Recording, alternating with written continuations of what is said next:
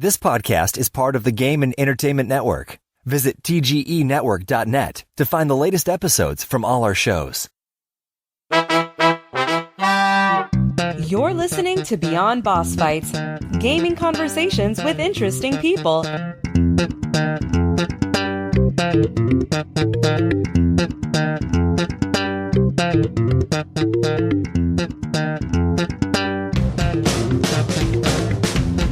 And now, here's your host, Braxwolf.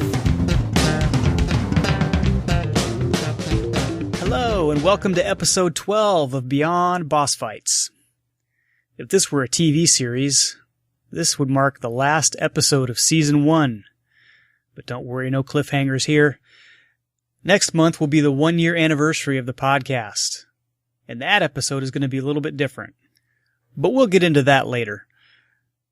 If there's one thing that can make people feel a part of the game they're playing, it's lore.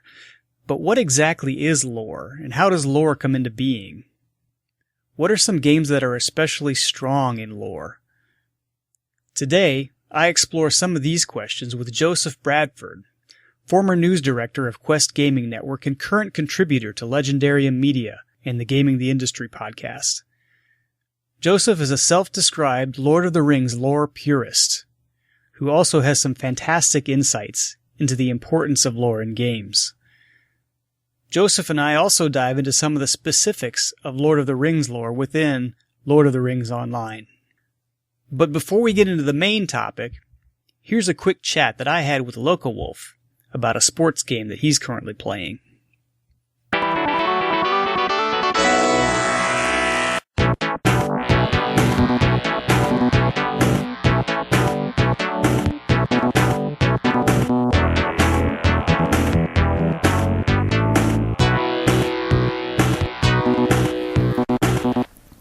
Today I'm going to interview LocoWolf, and LocoWolf is somebody some of you are probably familiar with from our Brax Clan episodes and also from the infamous Lotro Players RPG that was just released around Extra Lifetime. He actually had a small part in there, so he's going to tell us the answer to this question. LocoWolf, what are the kids playing? Well, today, or a couple days ago anyway, I was playing Madden 07. Madden, okay. So Madden that's a game that's been around for a long, long time.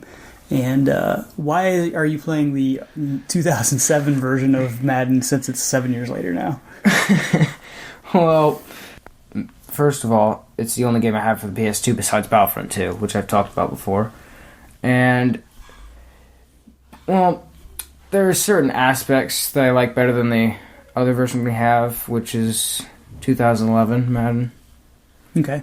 And that's for the PS3, right? Yeah. Yeah. So the PS2 is yours. Yes. Yeah, you bought it with your own money because Dad's mean and won't let you play his PS3, right? So what do you like about Madden 07? Well, I don't know if Madden 11 has this feature or not, but you can create a fan for your favorite team. You can create a player that you can actually draft through a fantasy roster. And you can create a team, which you can draft people using a fantasy roster. So you like playing the fantasy draft and taking the team all the way. Do you play the entire season when you do that? Sometimes. I don't know if they have a Super Bowl feature on Madden 07. But I am... I'm sure they probably do. I'm doing a tournament right now. Yeah, I'm sure they have the Super Bowl. That would be a glaring omission from an NFL game. So, have you played any other sports games, or is this pretty much the first one you've tried? Well, I've played a couple. I've played a NASCAR 09 game. I'm not sure street racing is an illegal sport. Probably not. But I've played Midnight Club Los Angeles. I've played Madden 11. And I've played Tecmo Football. Tecmo Bowl, yeah, right. Oh, That's yeah. pretty cool. Tecmo Super Bowl. Even that game has the Super Bowl in it. That one's based off the Super Bowl. What's one thing that you would change from Madden 07 if you could? Probably it would be that if you create a team, you can't the announcers will always say the home team or the visiting team. They won't actually say your team name. Right. So that, like, I would change that they would say your team name, because it kind of gets annoying after 2 games. So in order to do that, you probably have to pick from a list of names then, because that would have to be something that they recorded on the voiceover. Yeah. Yeah, well, they do the same with the players. I mean, I created a guy, quarterback, named Local Storm Chaser, and they always say number 15. Because they don't know how to say Storm Chaser. Yeah. Yeah. Do you prefer a specific genre of game? Because it seems like you play quite a few different kinds of games. Sports games are completely different from some of the other ones that you've talked about before. Well, kind of. I mean, I like racing games, some racing games. I like some sports games. I like all first-person shooter games that I succeed in. And I like MMOs a lot. Those are fun. Before we sign off, tell us a little bit about the YouTube channel that you just started up. Well, I haven't gotten very far in it, and the recording device I'm using, the recording app, is not very reliable. You've been having some trouble with OBS. Yeah, it wasn't working for my 3rd episode, which I still haven't finished. But I have 2 episodes, 2 Minecraft tutorial episodes, and the reason I have stopped doing actual Minecraft tutorials is because when I was recording something, which I planned to have it as my 3rd episode, which was like a month ago, apparently if you switch to a different Minecraft version, it will take all your stuff away. So you won't have anything. You'll have your house and maybe the stuff sitting in your house, but you won't have anything in your chests or in your inventory. Wow. So, which wasn't good, because I was a 1.7.4, because I was... And you didn't know that before you went to play? So, because I was playing a server named Dwarvescraft. Yeah. And it only works on 1.7.4. So is your channel going to be dedicated to Minecraft, or is it pretty much whatever? Yeah, it's more of a whatever. Whatever I can record, I will put on there. Okay, well, we're going to put the link to your channel in the show notes so that folks can go out there and at least check out the ones that you've done so far, and hopefully at some point you'll be able to pick up the pace a little bit when you start to get more used to it. Yeah. All right, well, thanks for being my guest today, Loco. Okay.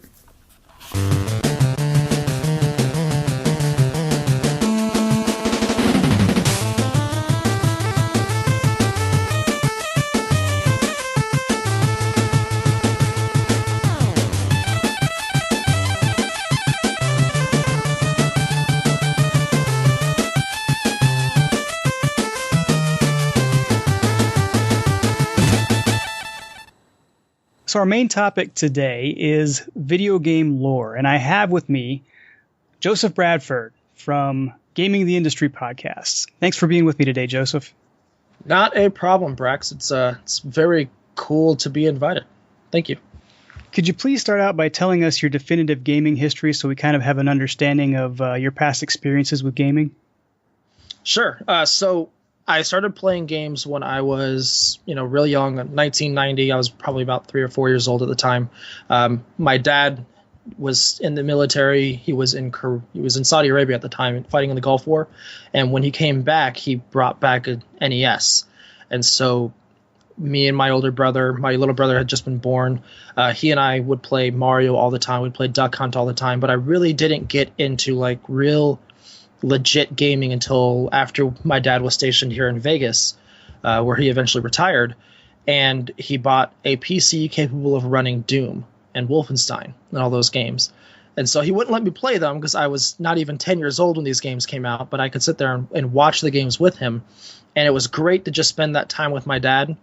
Eventually he would get X-Wing versus TIE Fighter, and he went out and bought a second computer so he and I could play against each other in those games. We both had our own flight sticks and stuff like that. It was just really cool. Gaming to me has always been something I did with my dad when I was a kid. And then as I grew older, I just did my own thing with it. I got Sega Genesis, was really into Sonic when I was a teenager. My 13th birthday, it's customary in our family to get your first TV for your bedroom. I said, screw the TV. Zelda just came out on N64. I want that.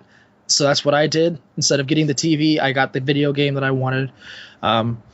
More recently, though, my passion for games has taken a different turn. Before, I was just someone who just played the games, and then I started to look into doing, some blogging about the games. My blogs were recognized by a couple different sites, and eventually for the past, until last August, from 2012 till August of this year, I was the news director for the Quest Gaming Network. And that afforded me so many different opportunities to expand not just my passion for the games themselves, but just my knowledge about the industry.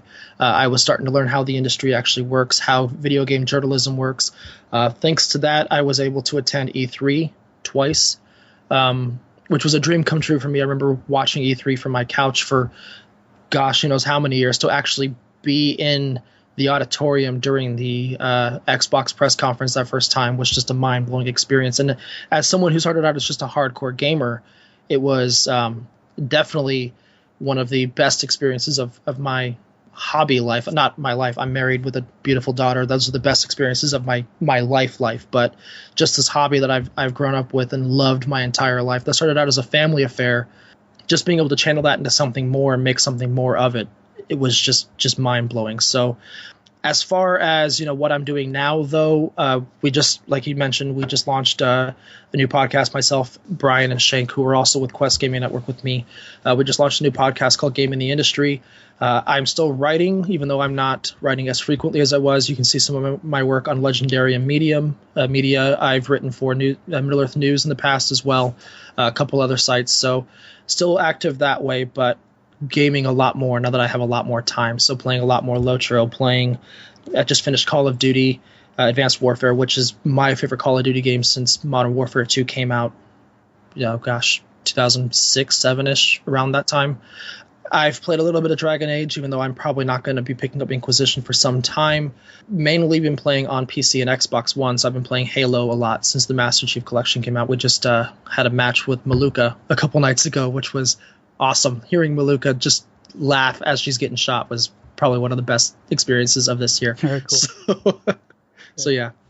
Yeah, actually, we were introduced pretty much through mymiddleearth.net. I was, of course, contributor to Lotro Players and still am, and you were on Quest Gaming Network. So, and I believe you actually were a guest on one of our Lotro Players news podcasts, and that's where we first got hooked up, I guess. And I've been following your moves somewhat slightly ever since then, and that's how I got to become familiar with your new podcast, which very impressed with. I really enjoy downloading it every week and listening to you guys go back and forth about some of the industry topics. Could you tell us a little bit more about what that podcast is? Yeah, so essentially Gaming in the Industry, it's a podcast where we simply go beyond talking about the games we're talking about. We really try to tackle the deeper issues that the industry has, specifically when it comes down to what you as a consumer should expect and know about the industry. We try to dig past the hype and blind corporate pandering. We're not on any one side but the consumer. Now, that doesn't necessarily mean we're always going to agree with each other. In fact, that statement right there is usually the only thing we really 100% all agree together, except for the last episode. It was a lot of agreement about Ubisoft. So even though we're kind of trying to talk more about the industry as a whole, you are still going to hear us talk about the games and stuff in the industry, because in the end, we are all three gamers. We all three play games, so we are going to talk about those games together. But essentially, this idea came about me and Shank arguing via text and Brian getting tired of the arguing being on text. And so we just put the podcast together. So you can download it on iTunes and Stitcher. Just search Gaming in the Industry and you'll find it there.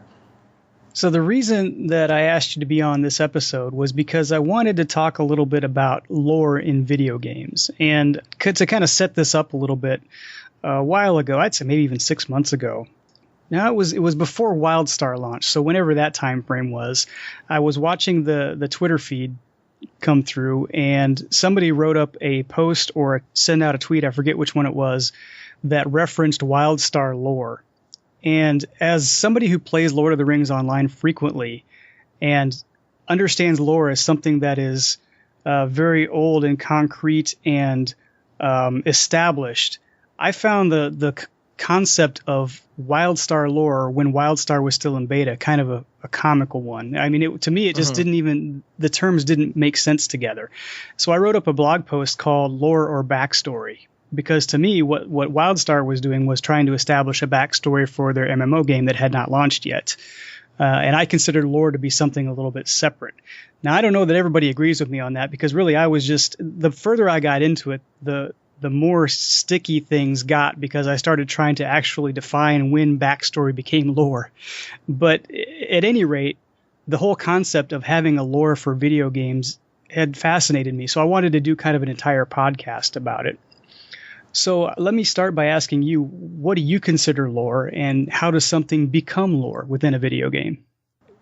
Generally, what I consider lore is something that has existed either before the game ever became a game. So in the case of the Lord of the Rings Online, you have the entire Tolkienian mythos that was written before the idea of let's put this in an MMO even came about. So you can have lore before a game starts.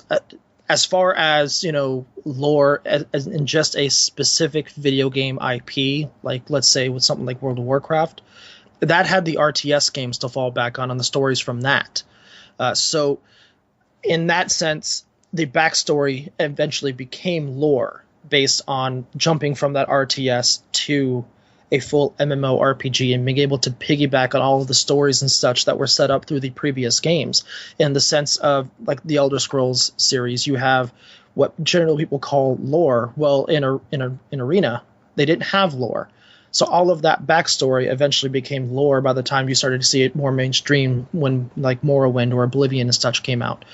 As far as what lore is and what I consider to be lore within a game, though, it has to have that feeling of history, of existing before. It has to be believable that it existed before the game itself existed. So I do consider something like, the backstory in the Elder Scrolls series lore, because that has a very historical and ancient feeling to a lot of the stories there.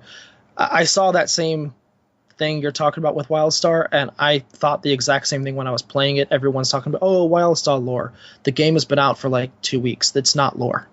Right. It's backstory at this point. Eventually, though, as the game progresses and as these stories progress and as these stories get more and more fleshed out and more things are added to the backstory, you can eventually start to consider it lore, because you're just going to continue building and building and building upon that world. But as far as, a new IP or something having lore right off the bat, I think that's kind of comical myself too.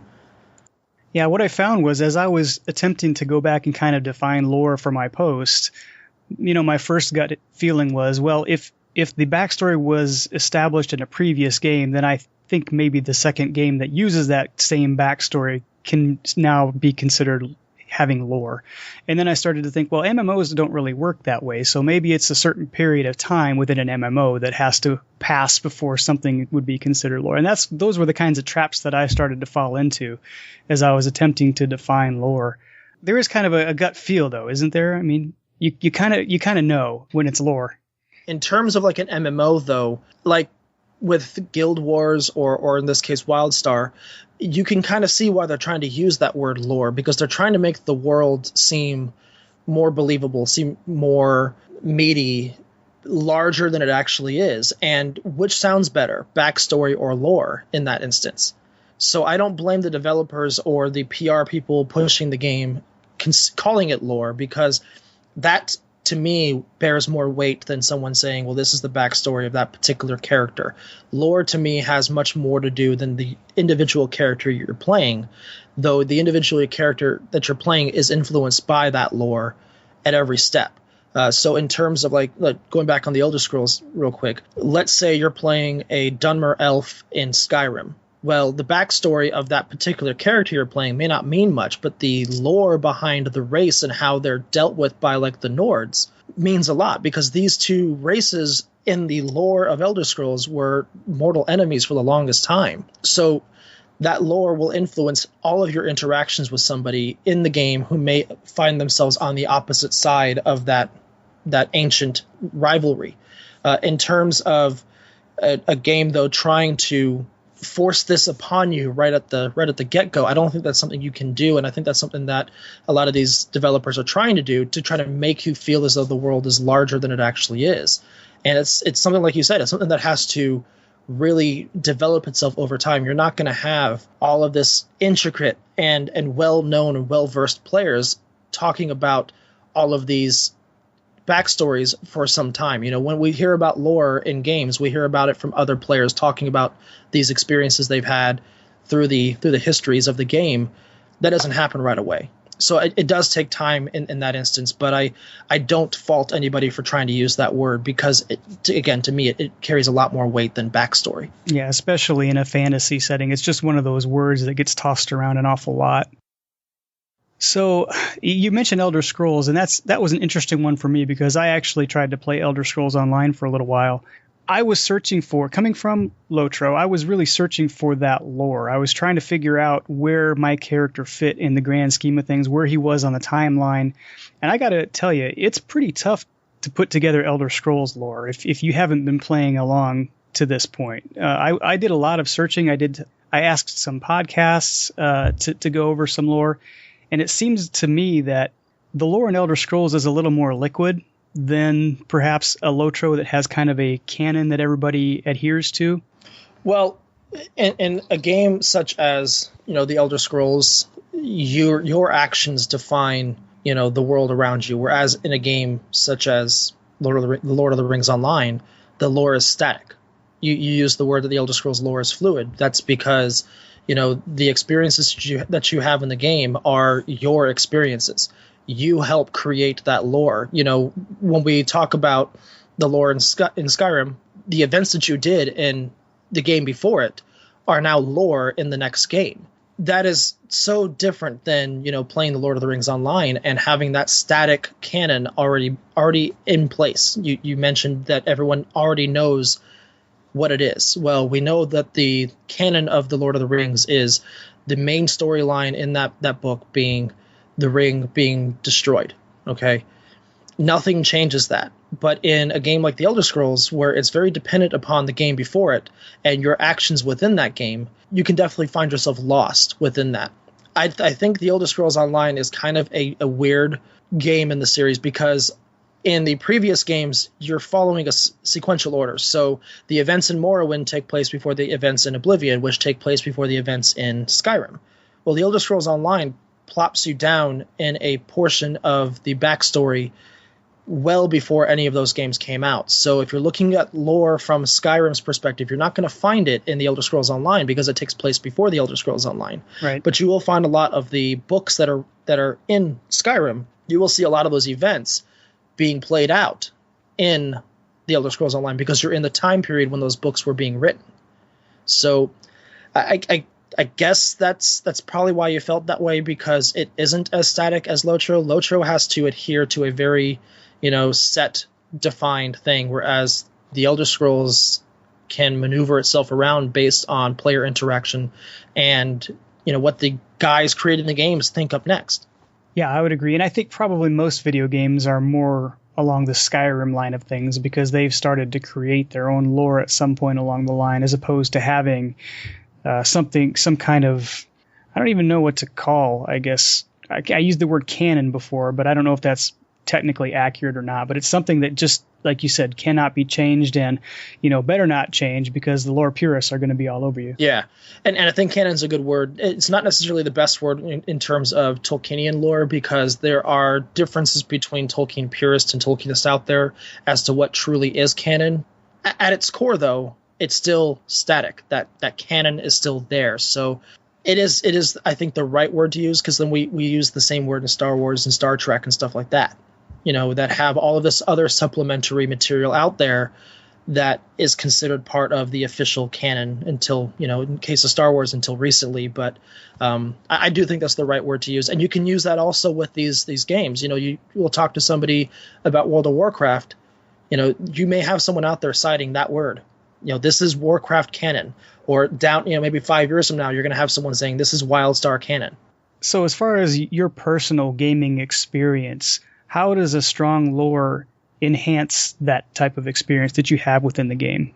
like I said at the beginning, it adds weight. It makes the world seem much more real, much more alive, much more, much larger than it actually is. I mean, one of the reasons why I love the Elder Scrolls series is because of all of the other stuff that's in the game besides that one quest line, that one main thing you're doing, and how it all ties together. All of, finding these little tiny things that you can go in the world, picking up a book and then reading about something that happened thousands of years before this time period.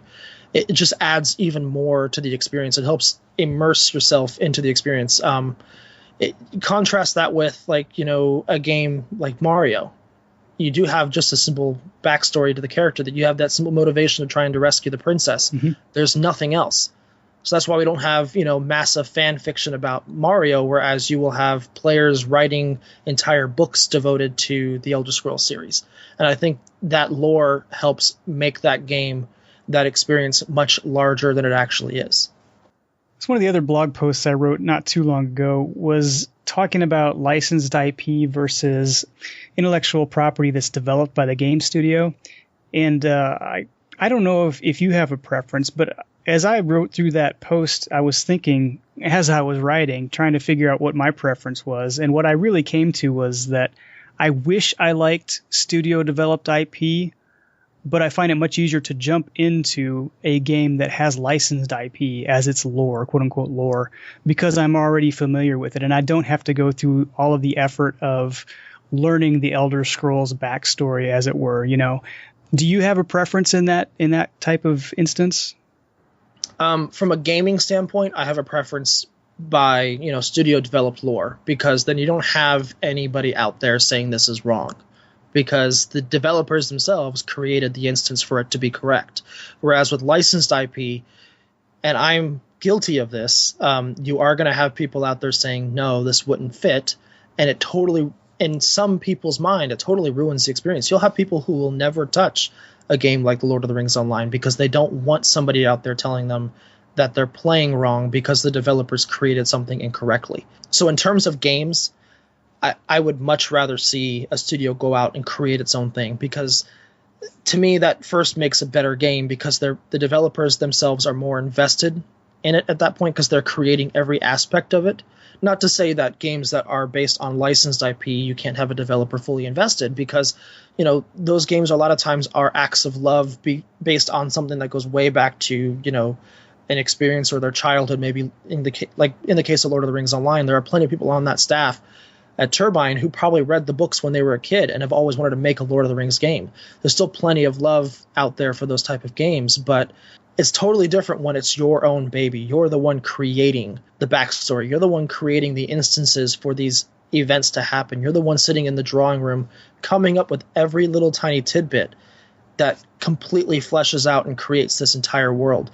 So, like I said, in terms of a game, I would much rather see a original IP, just simply because it, in my opinion, makes the whole gaming experience better. Yeah, that's an excellent point. And I think maybe I was thinking of it from a slightly different angle. Being someone who plays Lotro, which is a licensed IP, I get tired of every 3 or 4 years when that license is up for renewal, all of this, oh my goodness, what's going to happen? And if it's your own IP, you don't have to worry about that. The studio's got it taken care of, and they don't, there's not all this community uproar over whether the game's going to continue or not, or whether Warner Brothers is going to pony up for the next license renewal or not. So that is just a different kind of slightly different angle to that. Well, and it's question. A perfectly valid angle as well. I mean, the license was up with Lotro not too long ago, and you can make a very real case that Warner Brothers is probably taking a hit to keep this game going, but to their credit, they're keeping it going, and they're milking everything they can out of that IP. I mean, you're seeing other Lord of the Rings based games come out as a result of them doing that, and that always is an issue. This is first and foremost a business, and these guys have to make money, so there always is that fear. And even with a studio developed IP as well, it's not always going to be safe. You will have developers out there who totally abandon IP down the road, and maybe another developer can pick it up. We see that instance going on with the Homefront series that was originally made by Crytek. Well, now that series is being produced by Deep Silver because Crytek jettisoned the IP. So it's not always it's not always going to be one of those things where it's completely safe, but you don't have that kind of furor over it, because if the IP is doing well, the studio is going to keep spending money to create more games for that IP.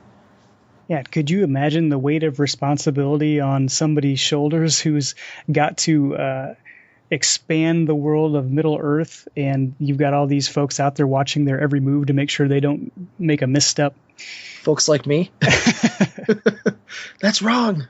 And I mean, I don't mean to paint that in a negative light, because these people are certainly passionate about the world, and they want to see it brought to life in the most accurate way possible. But boy, I don't know that I'd want to be in that guy's position. I don't either, and I'm probably that guy's worst nightmare, because I am one of those guys that will really look at it, especially something like Lord of the Rings that I am so passionate about. Example being, with Shadow of Mordor coming out. When they first announced the whole idea of your main character being a resurrected man because an elvish wraith has inhabited their body, I probably lost it. I don't even remember what I was doing at the time, but what I was saying about the developer wasn't nice, because that's the kind of thing that wouldn't exactly 100% fit if you really look at the canon. Now, there are examples where you can pull things from other books that are attributed to Tolkien, like in the case of Morgoth's Ring, there is a section where Tolkien talks about how an elf spirit can, refuse the call of Mondos and linger. Well, that's where they're getting the idea of Celebrimbor's spirit lingering in Mordor. But is that canon? Is that really part of the lore? Okay, so yeah, I don't want to be in that guy's shoes too, because he probably had to read multiple angry emails from me because I was not happy. I wondered if we were going to get into Shadow of Mordor in this conversation. Oh, because, yeah. It seemed like the funny thing about that, I haven't played the game yet, but I did, being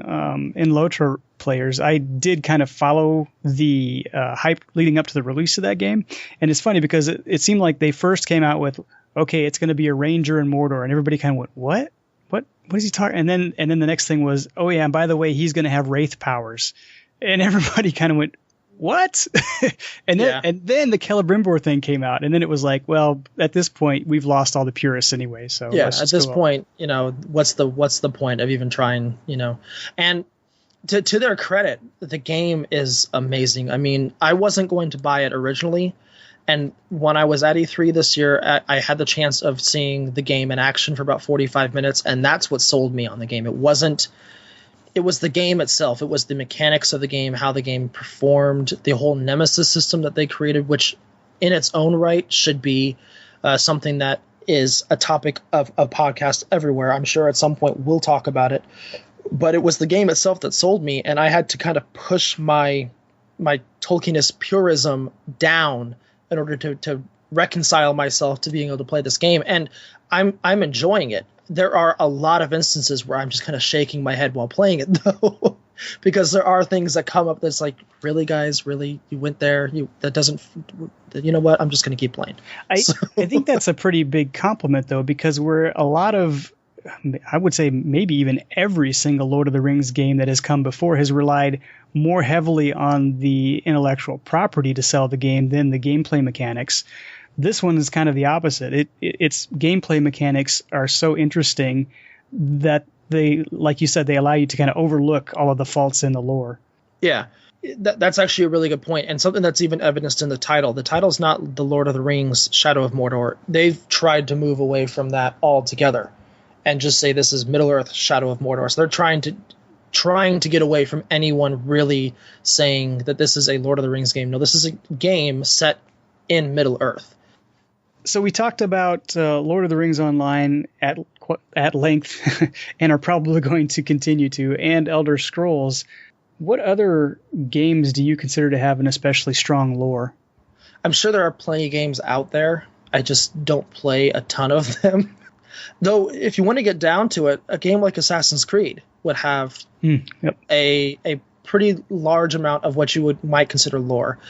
Except I think in this instance, the lore is also steeped in real life because it's real world circumstances. You have real world setting, you have politics, which were probably very true and accurate to the period, but then you have the whole conflict between the Templars and the Assassins, and that backstory and the whole storyline between those two factions you could consider to be lore, especially now that they're in essentially their 7th and 8th game with Unity and Rogue just releasing. So that's a game that you can look at. Dragon Age, in fact, any BioWare made game really at this point has an especially strong established backstory that can be considered to be lore, especially because these have multiple installments, and it's along one of those same lines, and in these games even more so.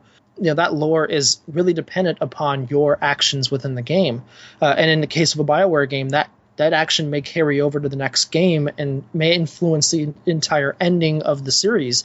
In the case of Mass Effect, you had multiple different endings based on the choices that you made. So each one of those individual choices and the backstory behind it can be considered their own sections of the lore.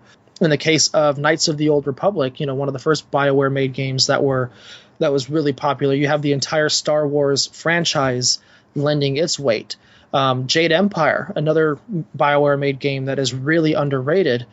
It's steeped in real world history, being based a lot on ancient China, but the storylines within that game can be considered its own, lore on top of the real world history that we would consider ourselves to be, real world lore. Any D&D based game, especially the ones based in Faerun, Neverwinter, Baldur's Gate, all of those have other books and other material to draw upon that can be considered lore. So, okay, I guess there are a lot out there that I just didn't think of at first. I said at first I couldn't think of any, and there goes like 5 or 6. So. Yeah, of those, I'm probably the most familiar with Assassin's Creed, and I think as you were talking through the way they did that, the way they used historical events as a backdrop, and then they weave their story in and out of it, it reminded me a lot of how the Lord of the Rings Online, coming back to that game, how their writers weave the epic story in and out of the Tolkien stories. So I apologize to my listeners who don't play some of these games because Joseph and I actually have Lotro in common, and that's probably one of the reasons we've got a common thread going here. But I wanted to get even a little bit deeper into that because of the fact that it's probably one of the games that has one of the oldest lores that has been brought into effect here to be used.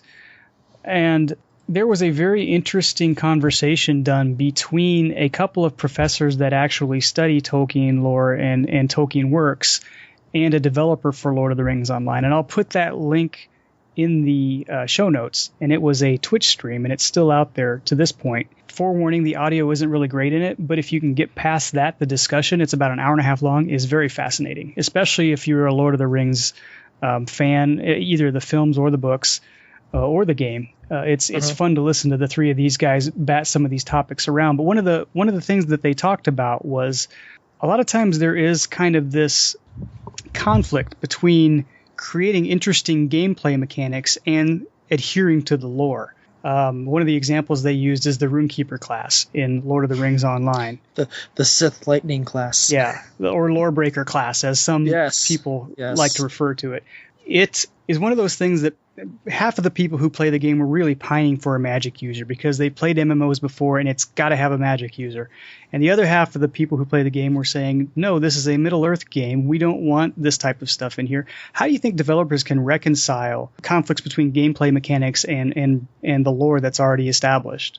Well, in the terms of in this instance with the Runekeeper and stuff like that, the way they did it, you could see that they were very conscious of what they were doing.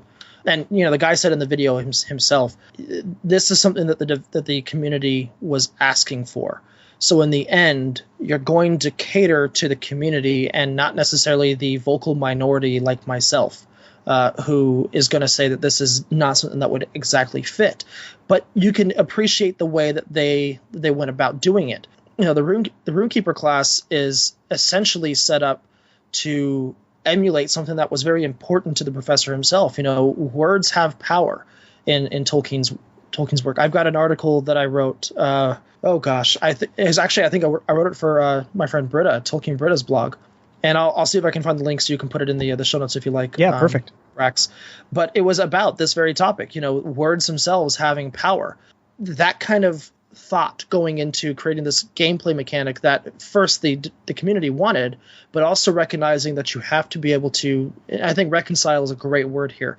You have to be able to reconcile it to those fans who are going to be against it in a way that is it's very good. I think they went about it as best as they possibly could in this instance. You still get your magic user class that, uses its Darth Sith lightning, like your regular magic user will use everywhere else. But the way they did it was steeping it in something that was very important to the professor himself by creating all of these magic spells based upon words of power. The Rune Keeper uses these runes and uses these words to create these magical effects. It's not something that he puffs up out of thin air. It's a word of command. You see this with Gandalf in front of the doors of Durin in Moria. He's not trying to look for a doorknob. He's trying to find a word that will open said door. He uses many of them, Ethro Hiamen, stuff like that. And eventually one word is all that opens it. Melon, that one word right there is an example of a word of power that can be used to then, create this magical effect in terms of the Runekeeper. But even going to, the other classes in the game, if you really get down to it, they're all magic users in some way, shape, form, or another, but they are masking it by putting the lore on top of it. My favorite class in any video game is going to be the Minstrel in the Lord of the Rings Online, and it's because the whole basis of that class is something that is so intrinsically Tolkien. It's, you won't find it in any other RPG out there, and it's this idea that songs and, words, this is an example of words having power even before the Runekeeper class was created. Songs of power. That's something you see in the Silmarillion. A battle between a mighty elf lord and Sauron doesn't come to blows with swords. It comes to blows with songs of power, and it's through these songs that one takes out the other. That's something very intrinsically Tolkien right then and there. Yeah, the entire creation of the universe, as far as the Silmarillion was concerned, was created through music as opposed to the Ainur Lindale, the music of the Ainur. Yeah, exactly. The three movements, and that music also creating all of the discord and bad things in the world. So it doesn't necessarily have good power; it can also have bad or malicious power. But the idea that it has power, and it's something that you have to tip your cap to these guys who are creating these games, because you can see how mindful they are about this, but they also have to reconcile that they're creating a game first and foremost, and it has to be fun. So how do we do this while making everybody happy? So I've yet to see a mob in Lotro that's using music to create discord. I'm picturing that as maybe a punk band of orcs or something. Yeah, that'd be kind of funny actually. But I'm talking about, the Discord of Melkor. Yep.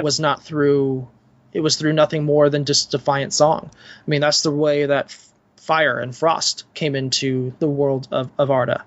Before that, fire, frost, rain, all of that stuff didn't exist. But it's also an example, and not to get too lore heavy here, but it's an example of, taking something evil like that and turning it to good. I mean, without fire's cleansing in a lot of different ways.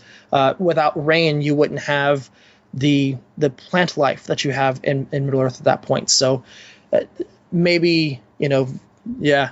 Okay, I'm totally picturing a punk rock orc band now. Well, I think very much like, again, you're getting lore heavy, so let me get spiritual heavy for a minute. Like many of the religions of the world, even the bad things in the world can be turned to be used for good. So yeah, I'm just full transparency here. I'm a Southern Baptist, and there's a lot of times when we try to explain away why bad things happen. And one of the things that we always say, and I truly believe, is that, when bad things come to you, you are going to, you're being tested. And bad things aren't always necessarily a true bad thing. A lot of times you'll come out of those bad things even stronger than you were before. That's a good result of a bad thing. So getting kind of back on track here, not that I don't enjoy this conversation, because I really do, but not sure who else does. Yeah. So you have an audience you have to cater to. One of the more recent conversations surrounding lore is the new class that was just released for Lord of the Rings Online, the Bjorning class, which is based on a character who is introduced in The Hobbit, Bjorn and his line. And Bjorn is described as a large man who can shift into bear form. there was a lot of consternation about this. And there was a lot of people that were asking for this too. Like we kind of said before, this has been something that was suggested in the forums as early as probably, 2008 or so, maybe even before that, and batted around for a long time. But as always, there's questions out there as to how lore appropriate is it to really have a whole bunch of Bjornings running around Middle Earth at the same time. What are your thoughts on the new class in Lotro and how lore appropriate it is? My opinion is kind of, it's conflicted, because on one hand, it doesn't entirely break the lore when you get down to the way that they're implementing it. I think what a lot of people were afraid of was there being this entire race of people out there that would, you have like 50 bajillion bear shape changing people. And that's not really what they're doing. This is another example of the developers being mindful of what's established. And so we know that Beorn had a following. We know that he had descendants. His son Grim Beorn is someone who's named during the War of the Ring.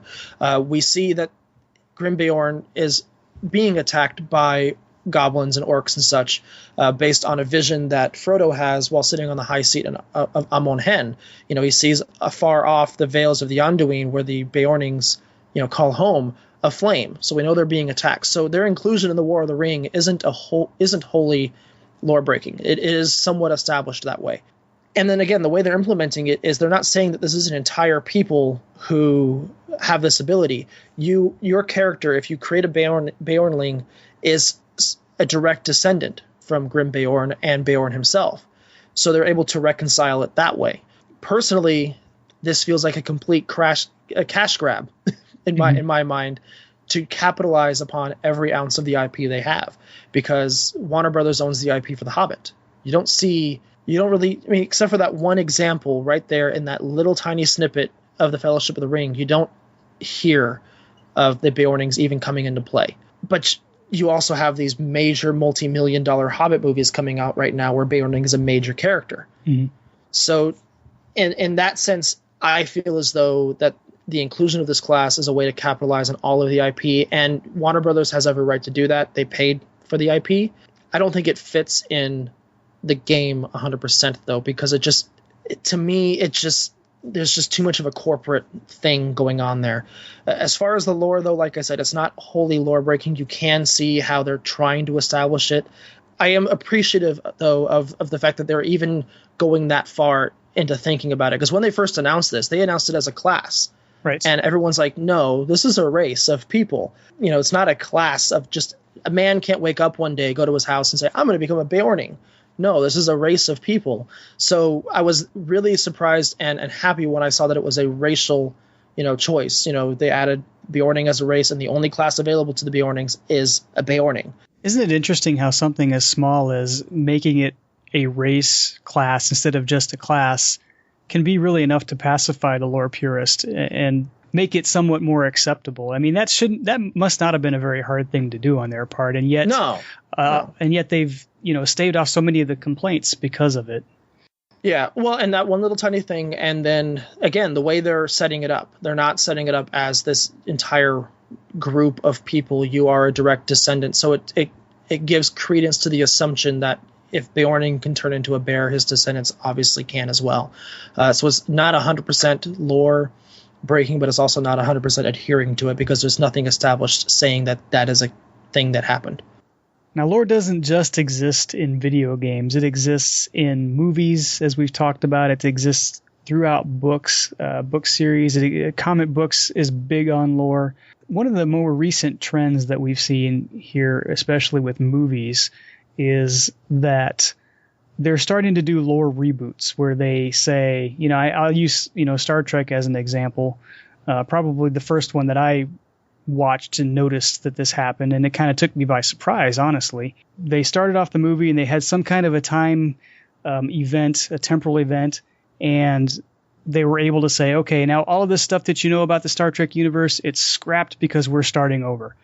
In fact, that took me by so much surprise when I saw that first Star Trek movie that I kept waiting for the Enterprise to go into a wormhole or something and go back in time and fix everything the way it was supposed to be, because in my mind, the Star Trek lore was that was it, and it wasn't going to change. They have to bring back Vulcan. They have to do, all this stuff to make it right. And when the credits started rolling, that's when I really went and thought back through the entire movie and went, oh, I didn't even realize that's what they were doing. So how do you feel about kind of this latest trend to just kind of scrap all the lore that we had and start over and tell the story again? Well, I don't know, because on one hand, if they did that with Lord of the Rings, I would be furious. But on the other hand, if they do it with Star Trek, it doesn't bother me. Yeah. I don't know why that is. I don't mind. And I don't think that they're saying all of that other stuff beforehand isn't valid anymore. We're just, that's where it ended. We're starting it over from scratch here, and we're creating a new story based upon, these characters and their events and stuff like that. So I don't think it's intrinsically a bad thing, but I don't think, if it happened to my favorite story, I would probably be pretty furious. I don't know exactly how to feel about it either, because I like the way they've done it, and it certainly makes you think, and it certainly frees them up. I think Star Wars is another example where they've basically said, okay, all the books and everything that were written, no longer canon. We're going to start from scratch on the new Star Wars movies. Well, not start from scratch, because they're going to use stuff from the previous movies, but all of this extra universe stuff that was out there, they're not going to consider part of the lore anymore. Well, and in this, I think it's different, because if they were to include all of that, you'd have to go into the movie thinking that you had already seen everything.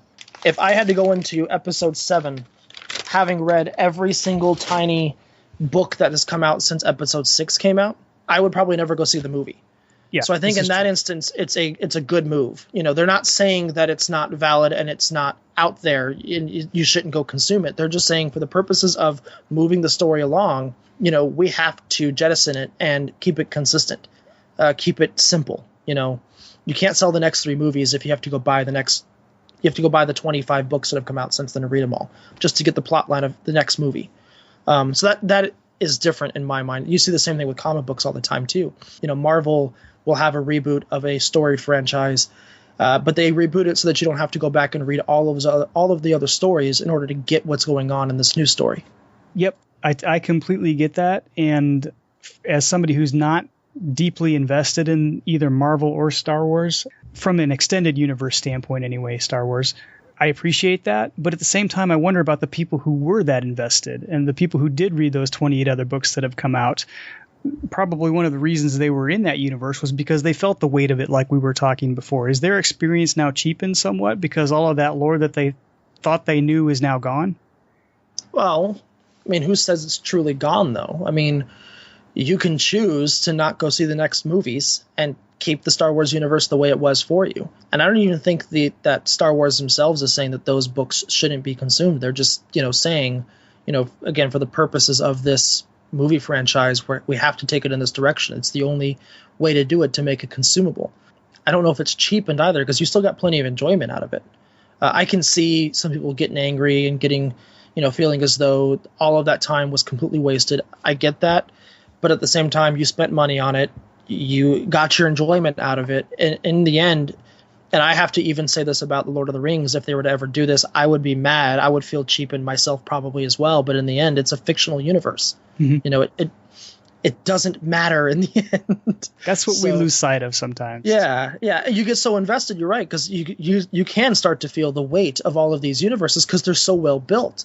And then in the case of something like Star Wars, where you have all of that other supplementary material that has come out over the years, you've got all the books, you've got all of the games that have come out that have added weight to it as well, all of the TV series that have come out, since then. I guess it makes sense if you feel cheapened by it, but unfortunately, that's the nature of the beast. You have to kind of roll with it and know that they're not doing it because they don't like the other stuff, but they just have to. So as far as what I've been doing this month, I've been working a little bit on the Gaming and Entertainment Network, just kind of making sure that things are flowing smoothly there. I don't have a lot of work to do there. Luckily, we've set that site up to be kind of self-sufficient, and a lot of the work is done by the other podcasters. So, as far as creation of content, obviously, that's done by those folks. And so, fortunately, there's not a whole lot to do other than kind of babysit it and make sure that nothing's going wrong with that site. But speaking of which, I did want to highlight one of the shows of the network this month, and that is Roleplay Domain, done by Joseph over at roleplaydomain.com. Roleplay Domain is a very unique podcast. It kind of focuses on Renaissance fair type stuff. This is something that Joseph does as a hobby, live action role playing and things of that nature. They also had a interesting roundtable, I would say quote unquote roundtable discussion with some fellow tabletop gamers that Joseph gets together with in real life, and that was kind of an interesting conversation too. So I think for the official spot, Queen Elizabeth herself has made her way into this show here. So take it away, Your Majesty. Good morrow. I am Her Majesty, Queen Elizabeth, for Roleplay Domain podcast. If you enjoy tabletop role-playing games, Ren fairs, live-action role-playing, or MMOs, then you should listen to Roleplay Domain podcast, which can be found at roleplaydomain.com or on the Gaming and Entertainment Network at tgenetwork.net. Okay, so thank you, Your Majesty. An event of interest that's going on this month was actually put together by TGen member and co-host of the Battle Bard podcast, Gypsy Sill from MMOgypsy.com. And it's called the December Blogosphere Christmas Countdown. And basically what it is she got a bunch of bloggers that she knows to sign up to do one blog post in December, something about community. She's also set up a calendar at her site that shows which blog is going to feature the Christmas post for that day. And this runs for the entire month. I signed up, and what happened was she threw everybody's name into a hat and did a random number generator draw.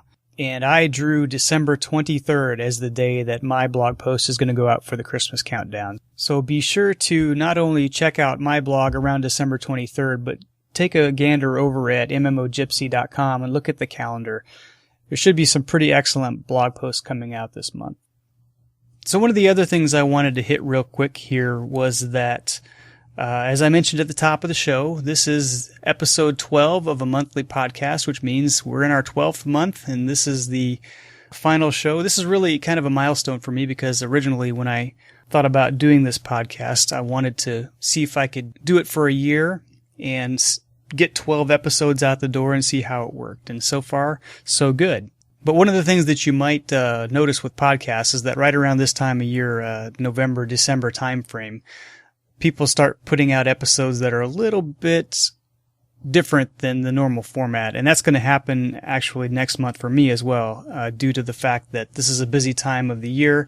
And also because it's the 1 year anniversary, I wanted to do something a little bit special. And what I'm going to do is I'm going to have an outtakes episode of Beyond Boss Fights. And it's going to be stuff that I've compiled over the past year, some audio clips that you haven't heard before. Some of them are kind of funny, some of them are just mess ups, and some of them are pieces of conversations that I had to take out for time's sake, but wanted to include in a special episode sometime down the road. So look forward to that in January. It probably won't be as long as a normal episode, but hopefully it will be enough to kind of tide us over until I can get another real episode recorded for February. Along those lines, I did want to thank everybody who's listened this year. Your feedback, your comments, your retweets, all your support and everything, your Extra Life donations have all been greatly appreciated. And it makes me feel good to know that we're having some kind of interaction and that conversations are starting as a result of this show. So hope to hear from you all again next year, and have a great holiday season.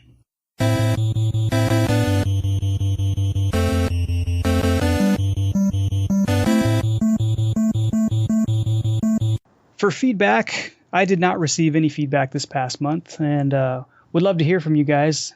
You can either leave feedback for the show on iTunes, or you can send your feedback to braxwolf@gmail.com, and I'll read it on the show. Beyond Boss Fights is also on Stitcher.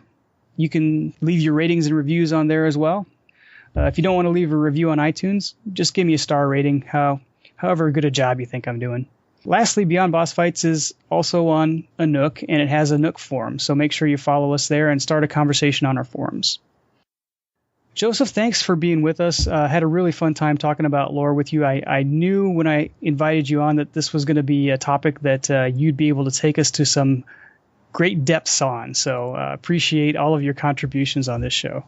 I appreciate you having me on, and let's do it again. This was a lot of fun, just being able to just talk and have actual conversations about this. Normally, when I'm talking about this kind of thing, people, you can see their eyes gloss over. So, yeah.